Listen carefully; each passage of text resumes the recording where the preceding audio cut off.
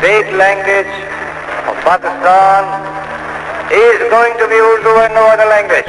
না, শুধু উর্দুই না, রাষ্ট্রভাষা বাংলা চাই, এমনই স্লোগানে মুখর 52 রাজপথ। রাষ্ট্রভাষা রাষ্ট্রভাষা বাংলা চাই, বাংলা চাই, রাষ্ট্রভাষা রাষ্ট্রভাষা বাংলা চাই, বাংলা চাই। নুরুল আমিনের 144 ধারা রুখতে শুরু হয় মিছিল, মিটিং আর সভা সমাবেশ।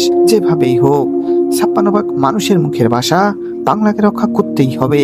আর সেই দাবি আদায়ে রাজপথেই নিহত হয় রফিক, শফিক, জব্বার, বরকত সহ নাম না জানা অনেকে।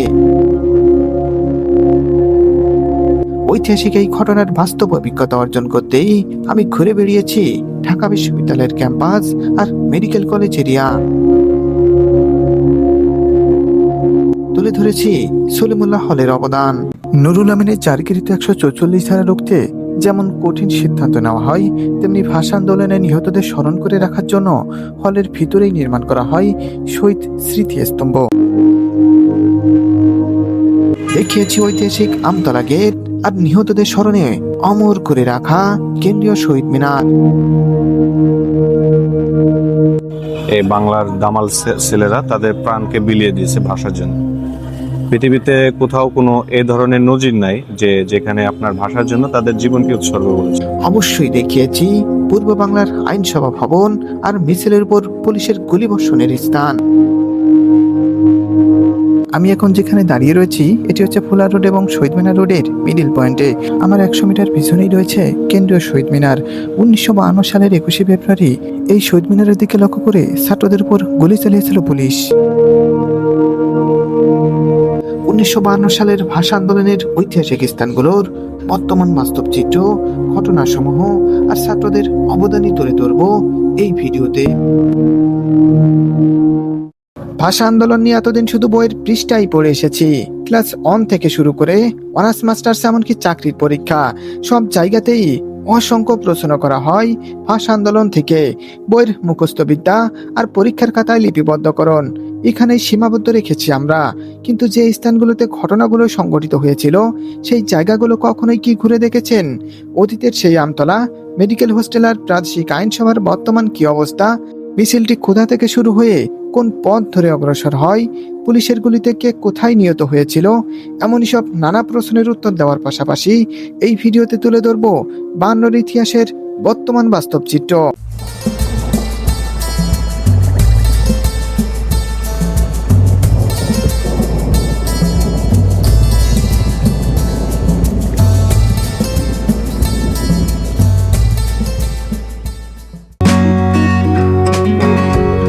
বায়ান্নর ভাষা আন্দোলনের বর্তমান চিত্র তুলে ধরতে ঢাকার নিউ মার্কেট এলাকা থেকে যাত্রা শুরু করলাম আমি। সকালের এই অগ্রযাত্রায় ব্যস্ত নগরের শান্ত পরিবেশটা যেন বেশ মনোমুগ্ধকর। সকালবেলা দেখতেই পারছেন সব দোকানপাট বন্ধ রয়েছে, অথচ দুপুরের পর যদি এখানে আসা হয় এই নিউ মার্কেট এলাকায় প্রবেশ করাটাই যেন কঠিন হয়ে যায়। যেতে যেতেই চোখে পড়ল দীর্ঘাও রাস্তার ব্যস্ত জীবনের চিত্র। নীলক্ষেত মোড় পেরিয়ে দেখা মেলে অদূরে অবস্থিত ঢাকা বিশ্ববিদ্যালয়ের প্রবেশ গেট। বলে রাখি, আমি নীলক্ষেত মোড় হয়ে ঢাকা বিশ্ববিদ্যালয় এলাকার ভিতর দিয়ে সর্বপ্রথম যাব সলিমুল্লাহ হলে। সেখানে তুলে ধরব ভাষা আন্দোলনে সলিমুল্লাহ হলের অবদান। পুনরায় যাত্রা করে পলাশী স্মৃতিস্তম্ভ হয়ে জহির রায়হান, নাজিমুদ্দিন ও সেক্রেটারি রোড হয়ে যাব ঐতিহাসিক আমতলায়। এরপরে জানাবো ভাষা আন্দোলনে মিছিলের গতিপথ আর কে কোথায় গুলিবিদ্ধ হয়েছিলেন। যতই সামনে এগিয়ে যাচ্ছি ততই বিশ্ববিদ্যালয়ের প্রবেশ গেটটির নান্দনিকতা, সৌন্দর্য, জ্যামিতিক অলঙ্করণ ফুটে উঠছে। ঢাকা বিশ্ববিদ্যালয়ের প্রধান প্রবেশদ্বার হিসেবে বিবেচিত গেটটির সরকারি নাম মুক্তি ও গণতন্ত্র তোরণ। বাংলার লাল ইটের নান্দনিক নকশা, বিশাল খিলানার গণতান্ত্রিক প্রতীকী ভাবনায় নির্মিত এই তোরণ শুধু একটি গেটই নয়, এটি দেশের শিক্ষা, ইতিহাস ও সংস্কৃতি চেতনার এক গুরুত্বপূর্ণ প্রতীক। 1921 সালে ঢাকা বিশ্ববিদ্যালয় প্রতিষ্ঠিত হলেও সে সময় এরকম কোনো প্রবেশ গেট নির্মাণ করা হয়নি। প্রায় 100 বছর পর এসে 2014 সালে স্থায়ীভাবে এই প্রধান প্রবেশ তোরণটি নির্মাণ করা হয়। 27 ফুট 6 ইঞ্চি উচ্চতার আধুনিক প্রকৌশলী দ্বারা নির্মিত গেটটি বহন করে ঢাকা বিশ্ববিদ্যালয়ের ইতিহাস, ভাষা আন্দোলন, গণঅভ্যুত্থান, মুক্তিযুদ্ধ ও গণতন্ত্র সংগ্রামের প্রতীক। তাই এটির নামও দেওয়া হয়েছে মুক্তি ও গণতন্ত্র তোরণ। গেটটি পার হয়ে অগ্রসর হতে লাগলাম সলিমুল্লাহ হলের দিকে। 1952 সালের 20 ফেব্রুয়ারি নুরুল আমিনের জারিকৃত 144 ধারা রুখতে যেখান থেকে সিদ্ধান্ত নেওয়া হয়েছিল সেটি দেখাবো আমি। বিশ্ববিদ্যালয়ের ভিতরের পরিবেশটা বেশ সুন্দর, নাই কোনো কোলাহল, নাই অতিরিক্ত গাড়ির শব্দ, শুধু রয়েছে রাস্তার দুপাশে সুউচ্চ বিল্ডিং, প্রাকৃতিক গাছপালার নিরাপত্তা বেষ্টনীর গায়ে অঙ্কন করা অসংখ্য চিত্র এবং অসংখ্য লেখা। মাঝে মাঝে দেখা যায় শিক্ষার্থীদের যাতায়াতের সুবিধার জন্য বিশ্ববিদ্যালয়ের নিজস্ব পরিবহন ব্যবস্থা। এটি হচ্ছে সলিমুল্লাহ হলের পূর্ব সাইডে প্রবেশ গেট। মূল গেটটি রয়েছে দক্ষিণ সাইডে। বায়ান্নর ভাষা আন্দোলনে বিশ্ববিদ্যালয়ের অন্যান্য ছাত্রগুলোর অবদান থাকলেও সবচেয়ে অগ্রণী ভূমিকা পালন করে এই সলিমুল্লাহ হল। আমি মূল গেটের দিকে অগ্রসর হতে হতে ভাষা আন্দোলনের এই হলের কি কি অবদান রয়েছে তা জানাবো। এরপরই হলের ভিতরে ভাষা শহীদদের স্মৃতি ধরে রাখার জন্য যে স্মৃতিস্তম্ভ নির্মাণ করা হয়েছে তাও দেখাবো।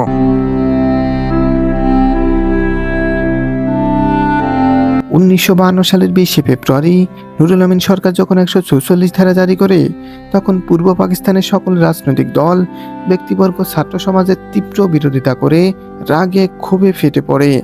ওই দিন পূর্ব পাকিস্তান আওয়ামী মুসলিম লীগের সদর দপ্তরে সর্বদলীয় রাষ্ট্রভাষা সংগ্রাম পরিষদ এবং ছাত্রদের মধ্যে একটি বৈঠকে 21 ফেব্রুয়ারি 144 ধারা ভঙ্গ করা হবে কিনা এমন দ্বিমত প্রশ্নে অবশেষে 144 ধারা ভঙ্গ না করারই চূড়ান্ত সিদ্ধান্ত থাকে। একই দিন রাতে ঢাবির বিভিন্ন হলে একই বিষয় নিয়ে পৃথক পৃথক সভার আয়োজন করা হয়, কিন্তু সলিমুল্লাহ হল থেকে শাহাবুদ্দিনের নেতৃত্বে সর্বপ্রথম সিদ্ধান্ত হয় 21 ফেব্রুয়ারি 144 ধারা ভঙ্গ করা হবে এবং উর্দুর পাশাপাশি বাংলাকেও রাষ্ট্রভাষা করার দাবি উত্থাপন করা হবে। ভাষা আন্দোলনের সচিবালয় হিসেবে খ্যাত হলটির শিক্ষার্থীদের অবদান ছিল অনেক গুরুত্বপূর্ণ। 144 ধারা ভঙ্গের পাশাপাশি আহতদের রক্তদান, শোক মিছিল পালন, গাইবানা জানাজা পড়া এবং সরকারের বিরুদ্ধে তীব্র প্রতিবাদ গড়ে তোলাই ছিল তাদের মূল লক্ষ্য। এমনকি মাইকে ঘোষণা করে বাংলাকে রাষ্ট্রভাষা করার দাবি, পুলিশি নির্যাতন বন্ধ ও 144 ধারা প্রত্যাহারের কথা বলাও হয়ে থাকে এখান থেকে। হলের মূল প্রবেশ গেটের দিকে যেতে যেতেই দেখা যায় স্বাধীনতা সংগ্রাম ভাস্কর্য। এটি নিয়ে আলাদা একটি ভিডিও বানাবো আমি, তখন এটির বিস্তারিত তুলে ধরব। হলটির বাহ্যিক অংশ থেকে দেখা যায় ভাষা শহীদ স্মৃতিস্তম্ভ। পুরাতন ভবনের সামনে নির্মিত, এটির গুরুত্ব অনস্বীকার্য, তাই কাছে গিয়েই দেখতে চাই স্তম্ভটি। এটি হচ্ছে সলিমুল্লাহ হলের পুরাতন এবং প্রধান প্রবেশদ্বার।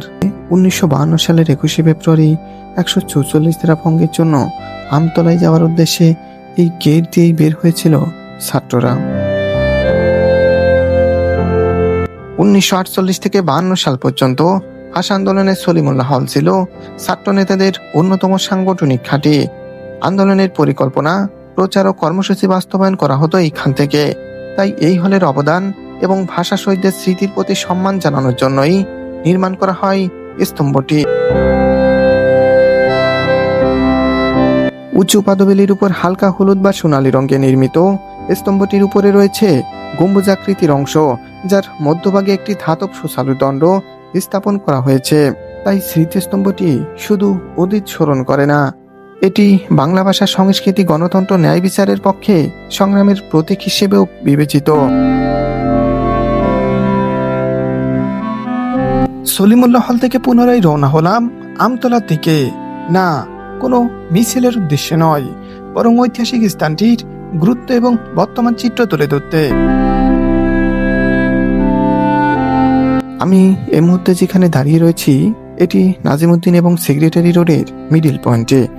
আর এখান থেকে মাত্র 100 মিটার দূরেই রয়েছে ঐতিহাসিক আমতলাটি।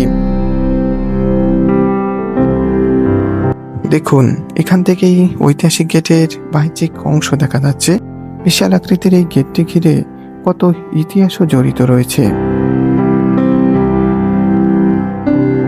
রাজকীয় এই গেটটি ভাষা আন্দোলনের প্রথম গণবিরোধী নীরব সাক্ষী, যেখান দিয়ে বেরিয়ে এসেছিল বাংলাকে রাষ্ট্রভাষা করার দাবিতে ইতিহাস বদলে যাওয়া সেই ছাত্র মিছিল।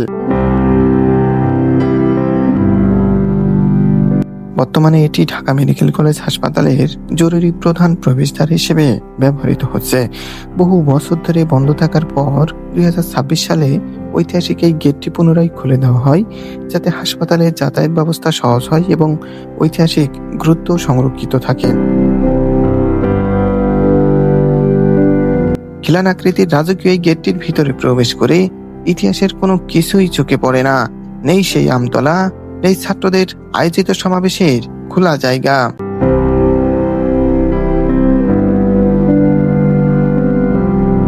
1952 সালের 21শে ফেব্রুয়ারি সকাল থেকেই এই জায়গাকে কেন্দ্র করে কি কি ঘটনা ঘটেছিল চলুন জেনে আসি। নুরুল আমিনের জারিকৃত 144 ধারা রুখতে এবং উর্দুর পাশাপাশি বাংলাকেও রাষ্ট্রভাষা করার দাবিতে সকাল থেকে এখানে জড়ো হতে থাকে ছাত্ররা। ঢাকা বিশ্ববিদ্যালয়ের ছাত্রনেতা গাজীউল হকের সভাপতিত্বে শুরু হয় এক আলোচনা সভা। দীর্ঘ আলোচনার পর সিদ্ধান্ত হয় 144 ধারা ভেঙে মিছিল বের করা হবে। দুপুরের দিকে ছোট ছোট দলে বিভক্ত হয়ে এই গেটে জড়ো হতে থাকে ছাত্ররা। এক পর্যায়ে মিছিল বের করার চেষ্টা করলে পুলিশ বাধা দেয় এবং টিয়ার গ্যাস নিক্ষেপ করতে থাকে। ফলে পরিস্থিতি আরো উত্তপ্ত হয়ে ওঠে। শুধু 1952 সালের ভাষা আন্দোলনের ক্ষেত্রেই স্থানটি ভূমিকা পালন করে না। 54 গণতান্ত্রিক আন্দোলনের সমাবেশ, 58-তে আইয়ুব শাসনের বিরুদ্ধে প্রতিবাদ, 62-তে শিক্ষা আন্দোলনের ক্ষেত্র, 69-এ গণঅভ্যুত্থানের সূচনা এবং 71-এ স্বাধীনতা আন্দোলনের প্রস্তুতি নেওয়া হয় এখান থেকে। বর্তমান সেই আমতলা নেই, নেই সমাবেশের ফাঁকা জায়গা, কিন্তু ইতিহাসে সেই সোয়াজে রয়ে গেছে এখনো, তাই মনে করিয়ে দেয় গেটটি। পুলিশ যখন ছাত্রদের গ্রেপ্তার করে এবং অমানবিক আচরণ করতে থাকে, তখন ছাত্ররা ক্ষোভে ফুঁসে ওঠে। দুপুরের পর তারা সিদ্ধান্ত নেয় উর্দুর পাশাপাশি বাংলাকে রাষ্ট্রভাষা করার দাবিতে মিছিল নিয়ে আইনসভার দিকে অগ্রসর করবে। আসুন জেনে নিই কোন পথ ধরে মিছিলটি এগিয়ে গিয়েছিল এবং কি কি ঘটনাও ঘটেছিল।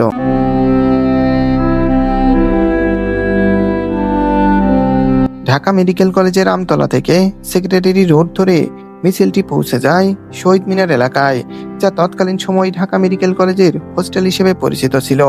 ছাত্রদের উদ্দেশ্য ছিল পূর্ব পাকিস্তানের আইনসভার উপর জনচাপ সৃষ্টি করা। যে পথ ধরে মিছিলটি এগিয়ে গিয়েছিল, আমি সেই পথ ধরেই এগিয়ে যাচ্ছি। আর একটু সামনেই রয়েছে কেন্দ্রীয় শহীদ মিনার। দেশের গুরুত্বপূর্ণ একটি ঐতিহাসিক স্থান হিসেবে পরিচিত শহীদ মিনার প্রাঙ্গণে প্রবেশ করে দেখতে পাচ্ছি অসংখ্য মানুষের আনাগোনা রয়েছে। রয়েছে বিশাল বৃক্ষ আর কেন্দ্রীয় শহীদ মিনারের মূল স্তম্ভ সমূহ। এই মাটিতেই 1952 সালের ভাষা আন্দোলনের ইতিহাস রচিত হয়েছিল। এই প্রাঙ্গণের প্রতিটি ইট, প্রতিটি পথ আর প্রতিটি ধূলিকণা বয়ে বেড়ায় বাংলা ভাষার জন্য আত্মত্যাগ করা বীর সন্তানদের অমর স্মৃতি। বাংলার ভাষা আন্দোলনের সময় জায়গাটি কেমন ছিল চলুন জেনে আসি। আজ যেখানে কেন্দ্রীয় শহীদ মিনার রয়েছে, 52 ভাষা আন্দোলনের সময় স্থানটি এমনই ছিল না। এখানে ছিল ঢাকা মেডিকেল কলেজের ছাত্রাবাস বা ব্যারাক হোস্টেল। প্রায় 20টির মতো ব্যারাক ছিল এখানে। টিনের তৈরি ছাউনি আর ইটের তৈরি ব্যারাক ধর্মী ভবনের সমষ্টি। ভাষা আন্দোলনের গুরুত্বপূর্ণ পরিকল্পনা, ছাত্রনেতাদের বৈঠক এবং আন্দোলনের নানা সিদ্ধান্ত এই হোস্টেলকে ঘিরেই গড়ে উঠেছিল। ফলে ইতিহাসবিদরা একে ভাষা আন্দোলনের প্রাণকেন্দ্র হিসেবে অভিহিত করেন। 1952 সালের 21শে ফেব্রুয়ারি রাষ্ট্রভাষা বাংলার দাবিতে ঢাকার রাজপথ উত্তাল হয়ে ওঠে। বেআইনিভাবে কার্যকর করা 144 ধারা উপেক্ষা করে শিক্ষার্থীরা যখন প্রতিবাদে রাস্তায় নামে, তখন পুলিশ নির্বিচারে গুলি চালায়। এতে নিহত হয় রফিক, শফিক, জব্বার, বরকত, সালাম সহ বেশ কয়েকজন। 22শে ফেব্রুয়ারি পুলিশের গুলিতে নিহত হয় শফির রহমান ও 9 বছরের শিশু ওহিউল্লাহ সহ আরো অনেকে। পৃথিবীতে ভাষার জন্য একটা জাতি জীবন দিয়েছে, সেটা হচ্ছে আমাদের বাংলাদেশ। এই বাংলার দামাল ছেলেরা তাদের প্রাণকে বিলিয়ে দিয়েছে ভাষার জন্য। পৃথিবীতে কোথাও কোনো এ ধরনের নজির নাই যে যেখানে আপনার ভাষার জন্য তাদের জীবনকে উৎসর্গ করেছে। আমাদের যে প্রাণের ভাষা, মায়ের ভাষা, এই ভাষাকে টিকিয়ে রাখার জন্য যেন আমাদের মুখের ভাষা কেড়ে না নিয়ে যায়, এটা বহাল রাখার জন্য আমাদের দামাল বীরেরা 1952 সালে 21শে ফেব্রুয়ারিতে তাদের জীবনকে উৎসর্গ করেছে। ভাষা আন্দোলনে কে কোথায় গুলিবিদ্ধ হয়, কতজন নিহত হয় এবং তাদের পরিচয় নিয়ে আলাদা একটি ভিডিও বানাবো আমি, তাই সেখানেই বিস্তারিত তুলে ধরব। মাতৃভাষার জন্য জীবন দেওয়া নিহতদের স্মরণ করে রাখতে তৈরি করা হয় শহীদ মিনার। এটি আমরা সবাই জানি, কিন্তু বর্তমান যে মিনারটি দেখি শুরুতেই এরকম ছিল না। শহীদদের স্মরণে কবে, কোথায়, কিভাবে স্মৃতিস্তম্ভ তৈরি করা হয় এবং বর্তমান শহীদ মিনারটি কিভাবে গড়ে উঠল, চলুন জেনে আসি। 21 ও 22শে ফেব্রুয়ারি ভাষা আন্দোলনে পুলিশের গুলিতে নিহতদের স্মরণ করে রাখতে 23শে ফেব্রুয়ারি ঢাকা মেডিকেল কলেজের ছাত্ররা মিলে সিদ্ধান্ত নেয় তাদের স্মৃতিস্তম্ভ তৈরি করার। নিজেদের কঠোর পরিশ্রমে তৎকালীন মেডিকেল কলেজ হোস্টেলের 12 নম্বর শেডের পূর্ব পাশে নির্মাণ করা হয় ইতিহাসের প্রথম শহীদ স্মৃতিস্তম্ভ, যা বর্তমান কেন্দ্রীয় শহীদ মিনার প্রাঙ্গণে অবস্থিত। 26শে ফেব্রুয়ারি পুলিশ স্তম্ভটি ভেঙে দেয়। দীর্ঘ 5 বছর পর 1957 সালে পুনরায় আবার নির্মাণ কাজ চালু করা হয়, যা 1963 সালে শেষ হয়। কিন্তু মুক্তিযুদ্ধের সময় পাকিস্তান সেনাবাহিনী সেটিও ভেঙে ফেলে। সর্বশেষ বর্তমান শহীদ মিনারের কাজ শুরু হয় প্রখ্যাত ভাস্কর হামিদুর রহমানের নকশায় 1973 সালে, যা 1983 সালে শেষ হয়।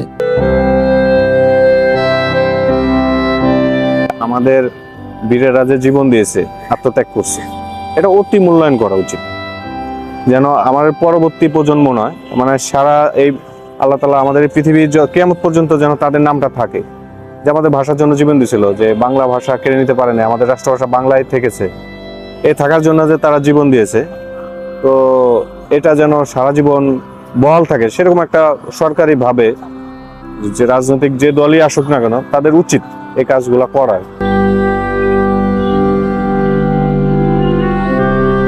এই স্মৃতিস্তম্ভ কেন্দ্র করে প্রতি বছর 21শে ফেব্রুয়ারি ভাষা শহীদদের গভীরভাবে স্মরণ করে এদেশের সর্বস্তরের মানুষ। ভাষা শহীদদের স্মরণে নির্মিত এই মিনারের তাৎপর্যই বাকি, আসুন জেনে আসি। শহীদ মিনারের প্রতিটি অংশে রয়েছে গভীর তাৎপর্য। মাঝের সবচেয়ে উঁচু স্তম্ভ মাতৃভাষার মর্যাদা ও মায়ের প্রতীক। দুই পাশের সারিবদ্ধ স্তম্ভগুলো ভাষা শহীদদের স্মরণ করিয়ে দেয়, আর পিছনের লাল সূর্য চক্র বাঙালির সংগ্রাম, আত্মত্যাগ ও নতুন দিনের সূচনার প্রতীক। বর্তমানে বাংলা ভাষার চর্চা খুবই কম, আর কথা বলার মধ্যে আমরা 10টা থেকে 5টাই বলি ইংলিশ, 5টা বাংলা, তারপরে শুদ্ধ বাংলা না। এইটাই বাংলা ভাষার চর্চা অনেক প্রয়োজন। মাতৃভাষার মর্যাদা রক্ষায় 1952 সালের গুরুত্ব, ইতিহাস ও শহীদ মিনারে গড়ে ওঠা তথ্য উপাত্ত সংক্ষিপ্ত আকারে তুলে ধরেছি। এখন যাব তৎকালীন আইন পরিষদে, বর্তমান অক্টোবর হলের দিকে, যেখান থেকে ছাত্রদের উপর গুলির তীব্র বিরোধিতা করেছিল। আর যাওয়ার সময় দেখাবো পুলিশ কোথায় দাঁড়িয়ে ছাত্রদের উপর গুলি চালিয়েছিল। আমি এখন যেখানে দাঁড়িয়ে রয়েছি এটি হচ্ছে ফুলা রোড এবং শহীদ মিনার রোডের মিডিল পয়েন্টে। আমার 100 মিটার পিছনেই রয়েছে কেন্দ্রীয় শহীদ মিনার। 1952 সালের 21শে ফেব্রুয়ারি এই শহীদ মিনারের দিকে লক্ষ্য করে ছাত্রদের উপর গুলি চালিয়েছিল পুলিশ।